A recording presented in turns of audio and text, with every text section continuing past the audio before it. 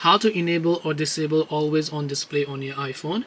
Hey everyone, welcome back to our channel. In this video I will guide you on how you can enable or disable the always on display on iPhone, so make sure to watch the video till the end.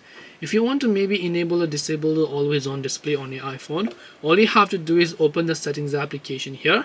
Now currently I have the always on display currently set to on. So if I want to go ahead and then basically disable it, I need to simply go to an option called display and brightness, as you can find here. Once you go to display and brightness, scroll down and here you'll find the option called always on display. You can turn it on, and now if you want to turn it off, you can turn it off. If you want to turn it on, you can turn it on. You can choose to show notifications, and you can also choose to show a very dim wallpaper just in case you might not want it completely dark, but I just like having that turned off. This way you should be able to enable or disable always on display on iPhone. Hope this video was very helpful. If you have got any questions, feel free to leave them down below. Thank you for watching till the end of this tutorial, and see you soon in the next video.